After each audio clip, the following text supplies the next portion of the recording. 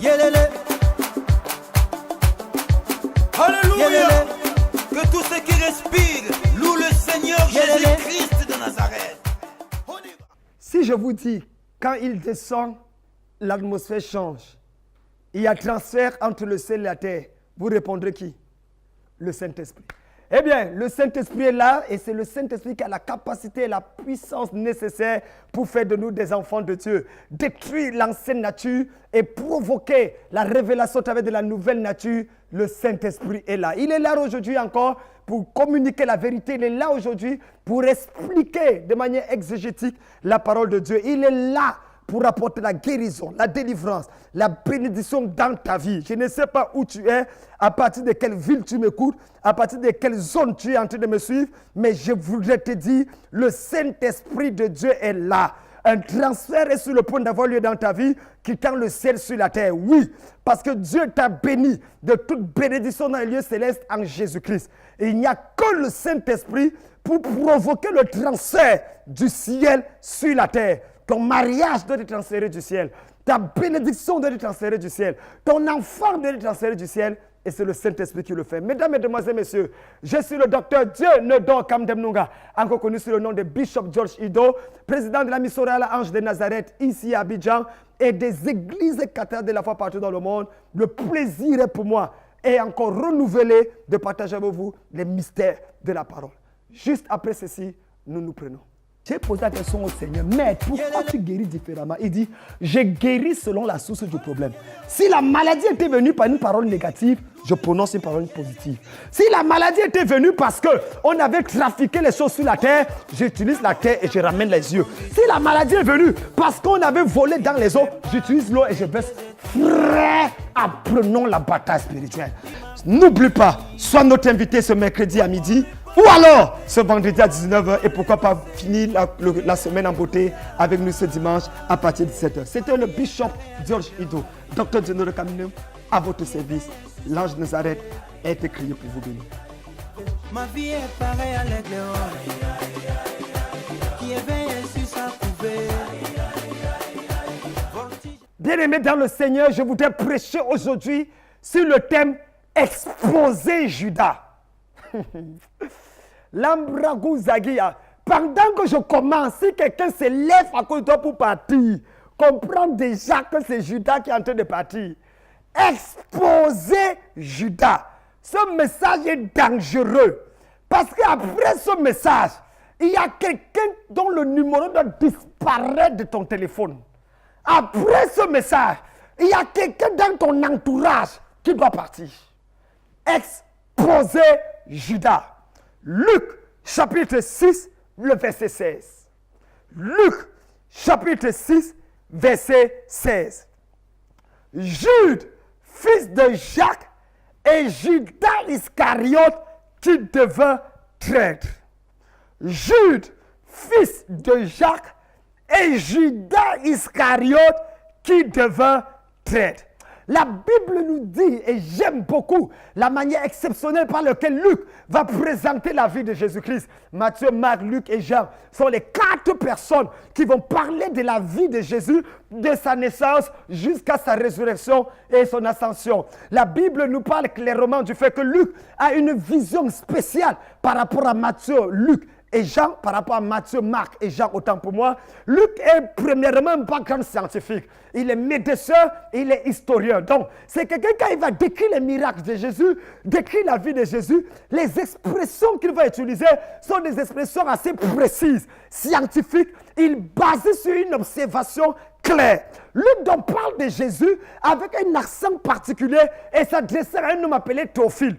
Théophile qui était sénateur de rang, Théophile qui était un intellectuel de haut niveau. Et il va expliquer dans son premier livre appelé l'Évangile de Luc qui était Jésus. Et dans le deuxième livre appelé Actes des Apôtres, c'est que les faits que la mort et la résurrection de Jésus a eu sur ceux qui croyaient en lui par la suite. Mais ce qui est intéressant dans ce passage, c'est le choix des 12 disciples. Dans Luc chapitre 6, le verset 13 à 16, la Bible nous fait clairement comprendre que Jésus va se retirer et il va appeler et choisir 12 disciples auxquels il va donner le nom des apôtres. Parmi les 12, il y a le nom de Judas. Et c'est le verset 16 qui m'intéresse. Parce qu'on dit, Jude, fils de Jacques, et Judas Iscariote, qui devint traître. Plusieurs théologiens nous ont fait comprendre que Judas était né traître. C'est faux. Il n'y a aucune prophétie dans l'Ancien Testament qui dit que Judas allait trahir Jésus. Il y a des prophéties dans l'Ancien Testament qui disent qu'un de ses disciples allait le trahir. Il y en avait 12 dans le siècle rapproché, il y en avait 70 dans un siècle plus éloigné et 120 dans un siècle plus grand. Donc, ça pouvait être l'un des 12, l'un des 70 ou l'un des 120. Ça pouvait être une femme parmi les femmes qui le suivaient. N'est-ce pas une femme qui a trahi Samson? Ça pouvait être une femme. Donc en réalité, rien ne prouvait que c'était Judas. Et ce passage de Luc, à la différence des autres, où on dit Judas le traître, Judas non, il dit, et Judas qui devint, c'est très important, il est devenu traître. On n'accouche pas un voleur, on accouche un enfant qui devient un voleur.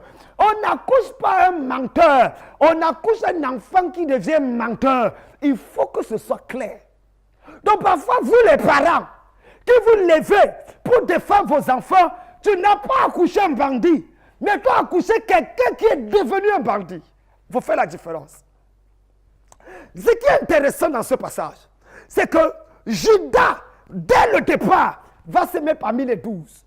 Dieu m'a dit, fils, chaque 12 relations que tu as, il y a un Judas parmi. Entre dans une église, si tu vois 12 membres, il y a un Judas. Tu vois 24 membres, il y a 2 Judas. Tu vois 36 membres, il y a 3 Judas. Tu vois 48 membres, il y a 4 Judas.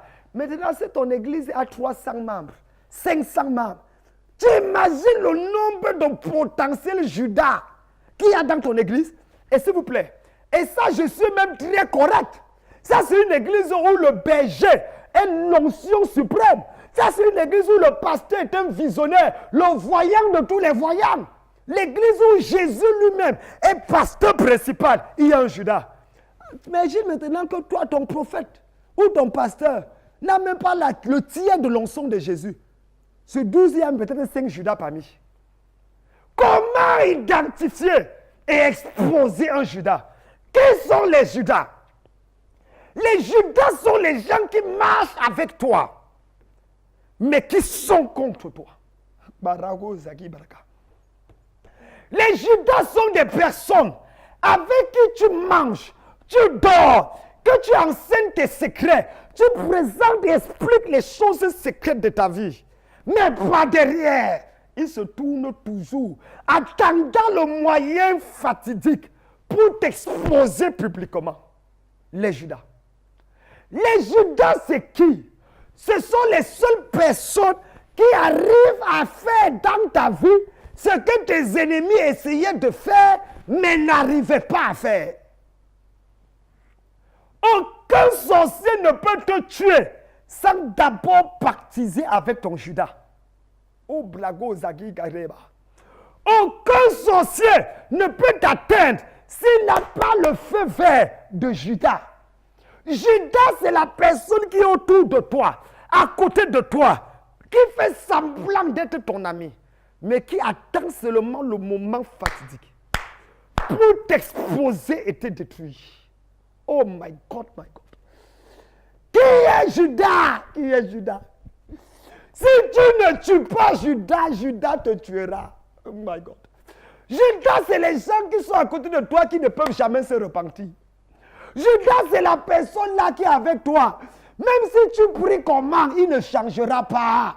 On ne change pas Judas. On expose et on tue Judas. Si tu ne le tues pas, il te tue. Mon frère, il y a des ennemis, 3 types d'ennemis dans la vie. Il y a les ennemis décoratifs. Il y a les ennemis provocatifs. Et il y a les ennemis destructifs. Si tu ne connais pas la différence entre ces 3 ennemis, tu vas mourir avant ton temps. Les ennemis décoratifs sont les ennemis du psaume 23. Ils dressent devant moi une table en face de mes adversaires. Ils oindent ma tête. Ils sont là pour décorer la table. On les appelle les ennemis décoratifs. Les ennemis provocatifs, ce sont les Pénina. Anne cherchait un enfant. Pénina en avait. Et Pénina provoquait Anne chaque jour. Et les provocations de Pénina ont poussé Anne à aller au temple, prier comme elle n'a jamais prié. Et Dieu lui a donné son Samuel, son propre enfant. Donc, les ennemis provocatifs sont là pour te... Tu n'es pas encore marié. Où est le mariage là? Où est le travail là?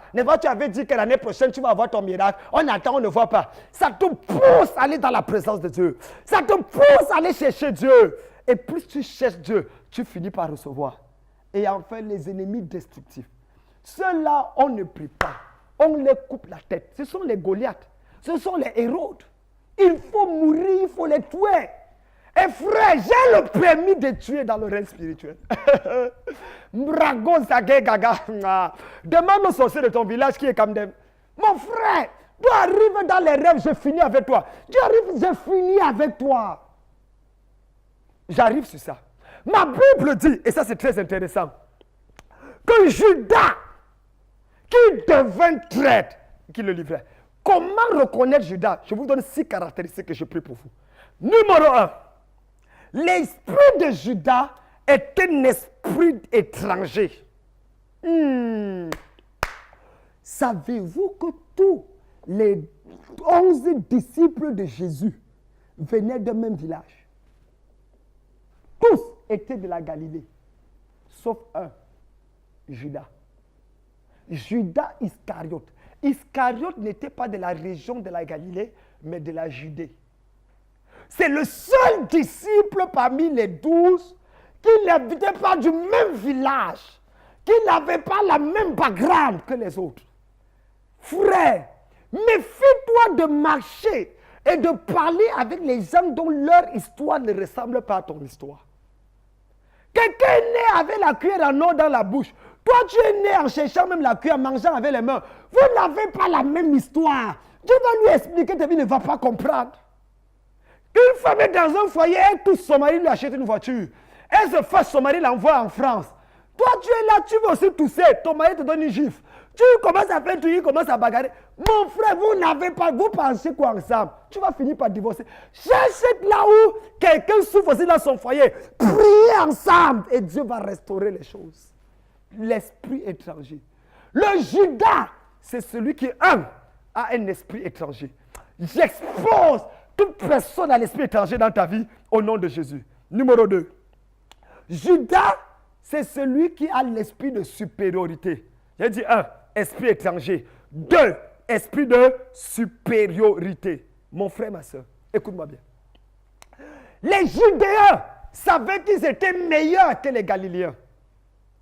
Et Judas passe de sa posture de Judéen. Et les Judéens étaient plus cultivés que les Galiléens. D'ailleurs, presque tous les Galiléens là étaient des pécheurs. Les Judéens avec une culture. Ce n'est pas pour rien que Jésus a mis Judas trésorier. Le gars était comptable de formation. Judas était un expert financier. Dans sa posture, il regardait les autres comme étant non, esprit de supériorité. Ne marche pas avec quelqu'un qui pense toujours qu'il est meilleur que toi. Il finira par te tuer un jour. Il sera capable de te vendre. C'est pour ça que n'entre pas dans une relation avec quelqu'un qui ne valide pas ta personne. Oh non. N'épouse pas un homme parce qu'il t'épouse par pitié. Papi, combien? N'accepte pas entrer dans ces relations parce que je ne peux voir pas mieux ailleurs. Tu as de la valeur. Tu as de la valeur. L'homme est la seule marchandise qui se vend au marché avec le prix qu'il s'est lui-même fixé. Quel est le prix que tu t'es fixé? Ne baisse pas ton standard. Dieu dit, je connais les projets que j'ai formés pour toi. Projets de paix et non de malheur. Pour te donner un avenir et de l'expérience. Ne laisse pas un Judas te rendre inférieur à toi-même. Car, n'oublie jamais ça. Personne ne peut te rendre inférieur à toi-même sans ton propre consentement. Numéro 3. Comment reconnaître l'esprit de Judas? C'est un esprit de cupidité. Oui. Esprit de cupidité. Toute la vie de Judas tournait autour de l'argent. Tout. Lisez la Bible. Jean 12, verset 6. dit que Judas puisait dans les caisses. C'était son habitude. Aïe, aïe, aïe. Plus j'en parle, plus j'ai mal au cœur. Lorsque tu es avec quelqu'un, s'il te plaît, je suis là pour exposer Judas. Regarde toute personne autour de toi dont l'intérêt est focalisé sur l'argent. C'est un Judas. Regarde autour de toi. Tout pour lui tourne autour de l'argent. Tu m'as gardé quoi? Tu m'as donné quoi? Tu as fait quoi? La Bible dit l'amour de l'argent est la racine de tous les maux. Quand Judas allait voir les pharisiens, qu'est-ce qu'il a dit? Que me donnerez-vous si je vous livre Jésus? L'amour de l'argent. On peut servir Dieu et avoir une faiblesse avec le sexe. On peut servir Dieu et avoir une faiblesse avec le commérage. On peut servir Dieu et avoir une faiblesse avec la fierté ou l'orgueil, tout le reste. Mais on ne peut pas servir Dieu avec une faiblesse sur l'argent. Jésus a dit, on ne peut servir Dieu et mammon. C'est ça. Il a comparé, il a dit, les deux sont diamétralement opposés. Personne ne doit s'engager à servir Dieu avec un cœur pourri vers l'argent. Jamais. Parce que tu finiras. La raison pour laquelle beaucoup de jeunes serviteurs de Dieu vont chercher les puissances, mettre les poudres dans les yeux, mettre les choses dans les langues pour chercher. Pourquoi? L'amour de l'argent, le cap, le djé, le blé, le malakai, quoi, quel que soit le nom que vous donnez. Pour l'amour de l'argent. C'est à cause de l'amour de l'argent que plusieurs réunissent leur foi. Comment tu peux expliquer qu'une jeune fille de 19 ans se déshabille devant un père de 70 ans avec un ventre comme une femme enceinte de 8 mois et il commence à avoir une relation avec ces personnes? Son grand-père, c'est l'amour de l'argent. C'est l'amour de l'argent. Judas était cupide. Et toute personne qui a l'esprit de cupidité, qu'il soit bishop, pasteur ou général Kamdem, qu'il l'esprit là, c'est un Judas. C'est un Judas. C'est un Judas. Je prie que Dieu te sépare de l'amour de l'argent. Et je le dis, l'une des raisons pour lesquelles l'ennemi veut lancer mon nom dans des histoires pareilles, il n'y a personne sur la terre qui pointera le nom de Kamdem avec l'histoire de l'argent. Personne. Personne. Personne. Je défie au travers des médias. Personne. Je ne dois personne. Je déteste l'argent, je le dis. Je hais l'argent. J'aime pas. Mais c'est l'argent qui m'aime. Moi, je l'aime pas. J'aime Dieu. Et c'est pour ça que dans toutes mes églises, il y a un comité financier avec des comptables. Je ne touche jamais, même ici à Abidjan, je ne touche jamais l'argent. Jamais. Jamais. Il y a tout un service qui gère ça. Je ne veux même pas voir d'où ça vient. C'est à résoudre le problème. Dieu me bénit, il prend soin de moi. C'est vérifiable. Même si Dieu descend du ciel pour me juger sur l'argent, je vais le regarder en face et dire que Yahweh, je suis pur et irréprochable. Pour autre chose, tu peux m'attaquer, mais pas pour ça. Quatrième point, l'esprit de déloyauté. Ah oui. Comment exposer et identifier l'esprit de Judas? La déloyauté. Pourquoi je le sais? Les pharisiens et les sadducéens étaient les ennemis jurés de Jésus. Comment Judas a fait pour aller voir les pharisiens et les sadducéens? Et jusqu'à leur dire, que me donnerez-vous si je vous le livre? Ça veut dire qu'il savait où ils se trouvaient. Comment faire pour les approcher? Dans leur réunion, il avait l'habitude, il avait des amis parmi eux. Hey! Méfie-toi quand ton ami est l'ami de ton ennemi. Quand ton ami devient l'ami de ton ennemi, il devient ton ennemi. Arrête de faire semblant. L'histoire là est claire. Dès que je te vois en train de sympathiser avec mon ennemi, je ne te demande pas, directement tu es sur la liste des ennemis. Oui. Hey, dans mon cahier de la vie, il y a 2 listes. Les amis et les ennemis. C'est clair. Même pour Jésus, il y avait. Mes amis sont là, mes ennemis. Je les aime tous. Hein. J'aime mes amis d'une manière, j'aime mes ennemis d'une autre manière. clair. Méfie-toi de la déloyauté. Toute personne qui est capable d'exposer les secrets de la personne avec qui il était avant toi, lorsqu'il ne sera plus avec toi, il va exposer tes secrets à l'autre personne. C'est vrai ou c'est faux ce que j'ai dit? Ah, c'est vrai! Cinquième, l'esprit de familiarité. La Bible dit que pendant que les disciples mangeaient, Judas a mis son plat, sa main, au même moment que Jésus dans le plat. Le gars voyait Jésus comme familier. Esprit de familiarité est très dangereux. Ça veut dire qu'on est devenu égaux. Je le vois exactement comme moi-même. La familiarité ne tue pas celui qui est ouin. La familiarité empêche les gens qui sont sous l'onction d'un homme de Dieu de recevoir de cet homme de Dieu. Ah oui. Ne te familiarise jamais avec ton homme de Dieu. Il faut le célébrer. Il faut t'humilier. Il faut reconnaître la grâce de Dieu dans sa vie. Parce que l'esprit de familiarité a arrêté beaucoup de destinées aujourd'hui. C'est pour ça que ton passé prêche, tu n'es plus béni. Mais quelqu'un d'autre prêche, tu es béni. Ce n'est pas parce que ton passé n'est pas loin. Mais c'est que tu es devenu familier. Va chercher Dieu. Dis Seigneur, fais-moi voir cet ange que tu as mis devant moi de manière différente. Sixième et avant-dernier point, l'esprit d'aveuglement. Les Judas sont caractérisés par un aveuglement terrible. Plusieurs fois, Jésus a averti Judas. Plusieurs fois, Jésus a dit, l'un de vous.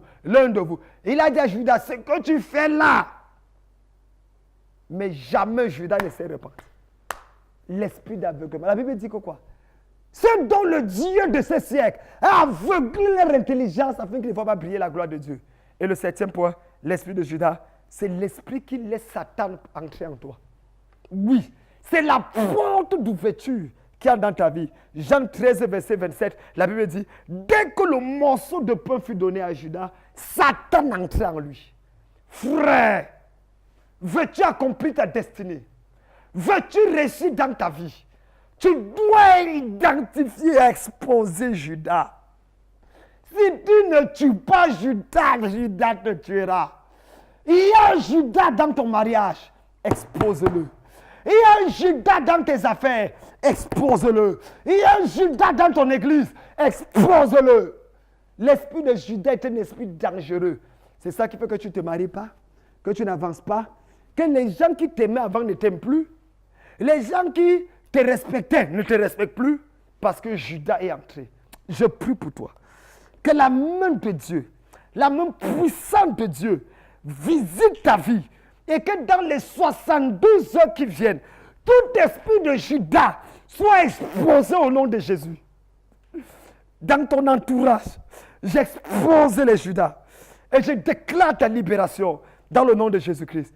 Amen. J'ai posé la question au Seigneur, mais pourquoi tu guéris différemment? Il dit, je guéris selon la source du problème. Si la maladie était venue par une parole négative, je prononce une parole positive. Si la maladie était venue parce qu'on avait trafiqué les choses sur la terre, j'utilise la terre et je ramène les yeux. Si la maladie est venue parce qu'on avait volé dans les eaux, j'utilise l'eau et je baisse. Frère, apprenons la bataille spirituelle. N'oublie pas, sois notre invité ce mercredi à midi. Ou alors, ce vendredi à 19h, et pourquoi pas finir la semaine en beauté avec nous ce dimanche à partir de 17h. C'était le Bishop George Ido, docteur de Caminum, à votre service. L'ange de Nazareth a été créé pour vous bénir. Ma vie est pareille à l'aigle qui éveille sur sa couvée.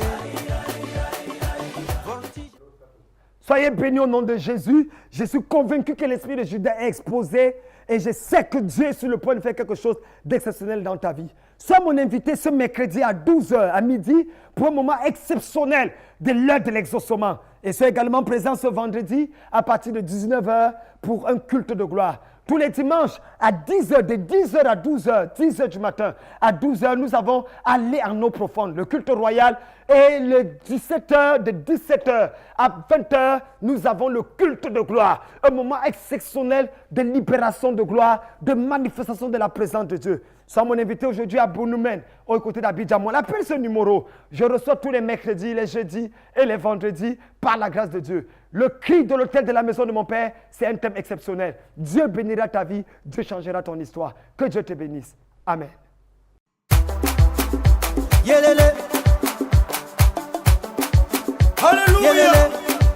tous ceux qui respirent louent le Seigneur Jésus-Christ de Nazareth.